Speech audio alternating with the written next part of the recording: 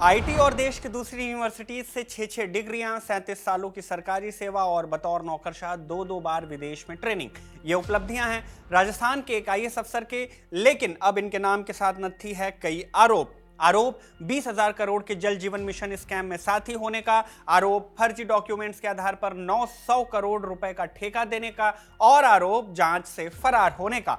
ये हैं 1988 बैच के राजस्थान काडर के आईएएस सुबोध अग्रवाल, जो अब फंस चुके हैं राजस्थान के सबसे बड़े स्कैम में से एक। कैसे?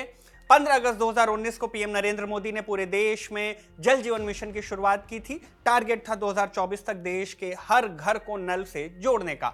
राजस्थान में भी इस मिशन पर जोरों शोरों से काम शुरू हुआ, लेकिन जून 2023 में बीजेपी सांसद किरोड़ी लाल मीणा ने आरोप लगाया कि राजस्थान में जल जीवन मिशन के नाम पर 20,000 करोड़ का स्कैम हुआ है। आरोप लगाया कि प्रदेश में इस मिशन को लागू करने की जिम्मेदार पब्लिक हेल्थ इंजीनियरिंग डिपार्टमेंट माने पीएचईडी से जुड़े इंजीनियर, ठेकेदार और कुछ पूर्व राज्य सरकार के अधिकारियों ने बड़ी घपलेबाजी की है।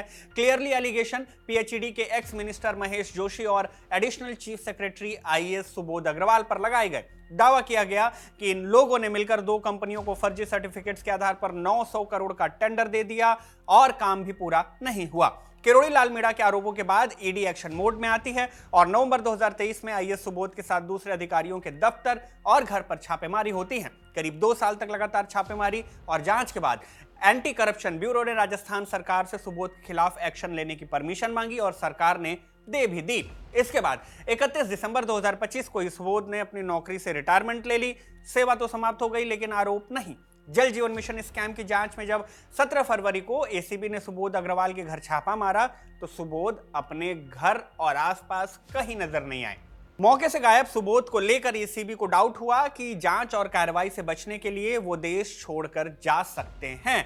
इसके बाद अगले ही दिन एसीबी ने सुबोध के खिलाफ लुकआउट नोटिस जारी करने के लिए सरकार से दरखास्त कर दी।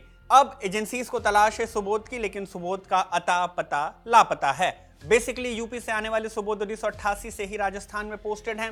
आईएएस बनने से पहले इन्होंने आईटी दिल्ली से सिविल इंजीनियरिंग में बीटेक किया, फिर यहीं से मैनेजमेंट में पीजी। आईएएस बनने के बाद सुबोध ने फिर से किताबें उठाई और पहले इकोनॉमिक्स में पीजी किया, फिर एलएलबी और फिर पीएचडी। देश ही नहीं बल्कि सुबोध ने प्रिंसटन यूनिवर्सिटी यूएसए से पब्लिक पॉलिसी में पीजी भी किया और सर्विस के दौरान 2 बार यूके और ऑस्ट्रेलिया ट्रेनिंग के लिए जा चुके हैं।